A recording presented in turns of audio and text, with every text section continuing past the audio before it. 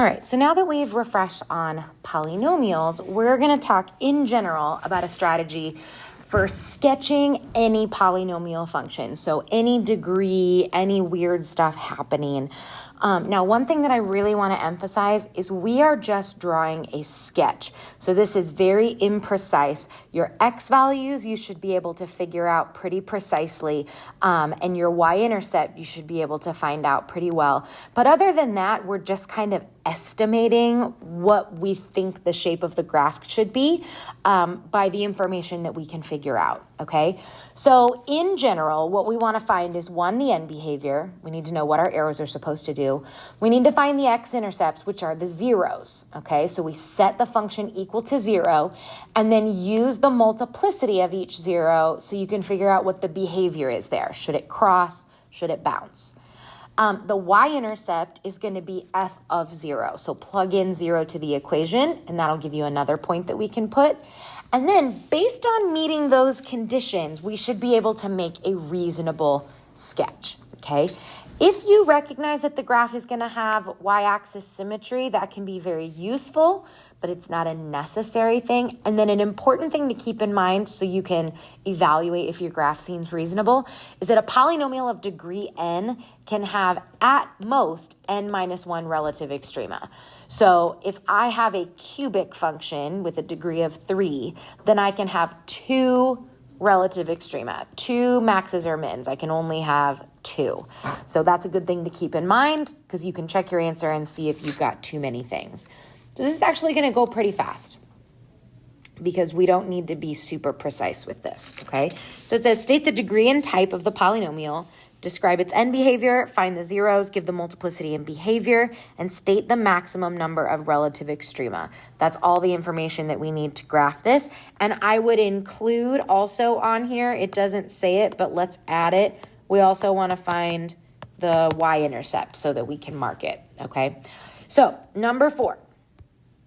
First, we need to find the degree and type. I wouldn't worry so much about the type because this is written in factored form, so it kind of depends there. The type would be like a binomial, a trinomial, and if it's in factored form, we can't say that.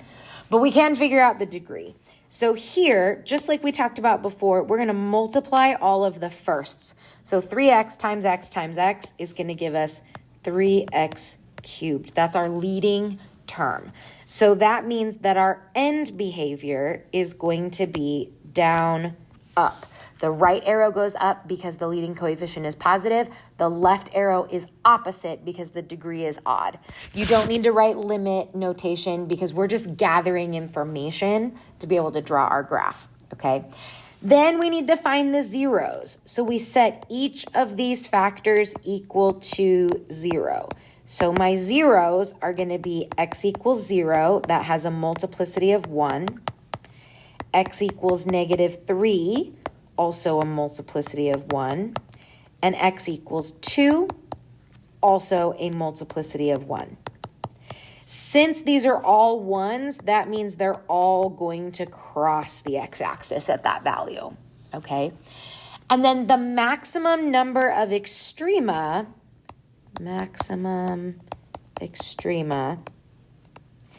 is going to be 3 minus 1, so that's going to be 2. So I could have 1 max and 1 min, or all maximums, all minimums, it depends.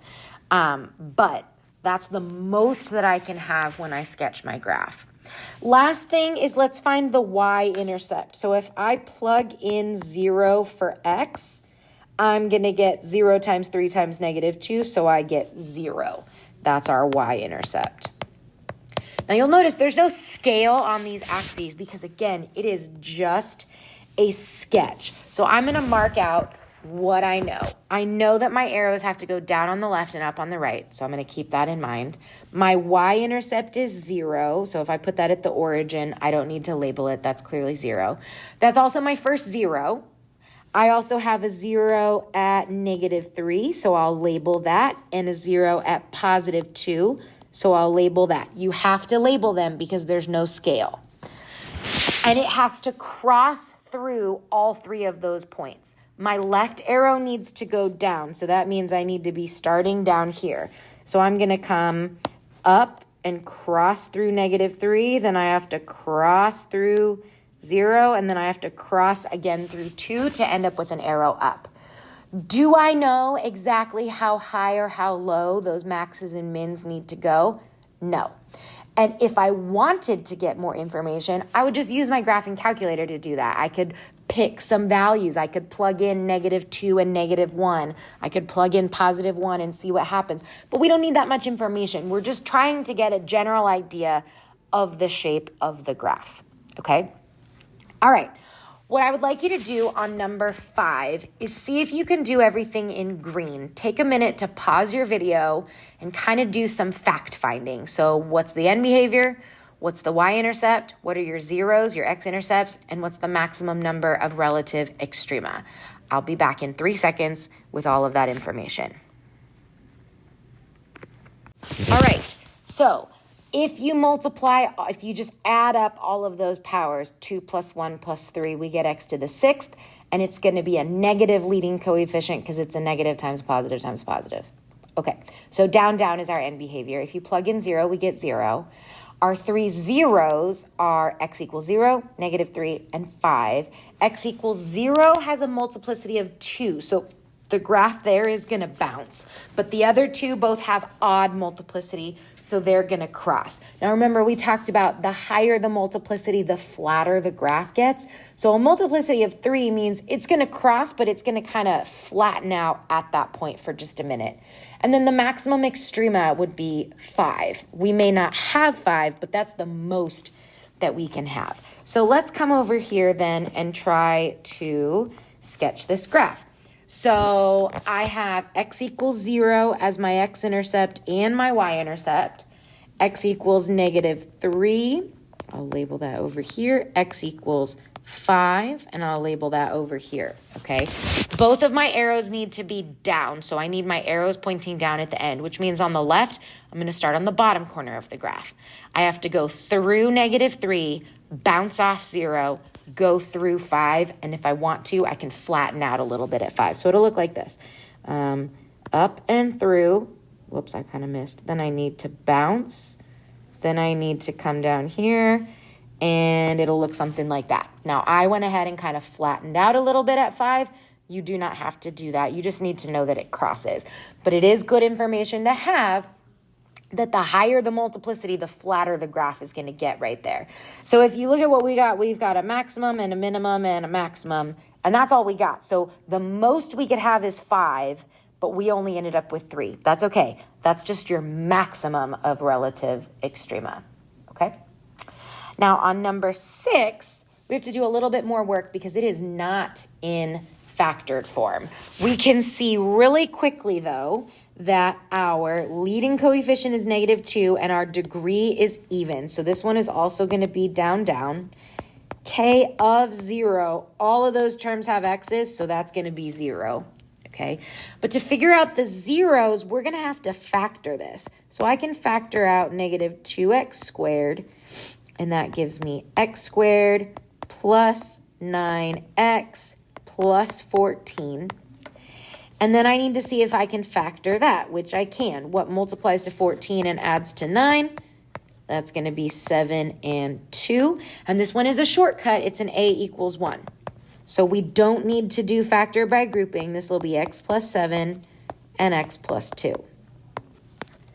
Now that we have it factored, we can write out our zeros. So x = 0, x = -7, x = -2. This one has a multiplicity of 2, and then this one has a multiplicity of 1, and so does this one. So this is going to be a bounce, and both of these are going to be a cross. Okay? Maximum number of turning points, or extrema, max extrema, would be 4 minus 1, so that would be 3. So I can turn around 3 times, or 2, or 1, or none.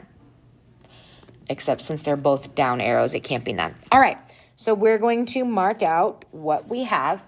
I'm going to ask you to pause and try to sketch this out so you can see if you're doing it on your own, and then you can come back and check your answer in 3 seconds. All right, so here are my zeros.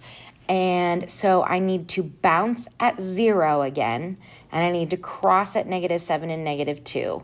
My arrows both have to go down. So I'm going to start here. I'm going to cross, cross, and then I need to bounce and end up down. So that's good because we'll bounce here.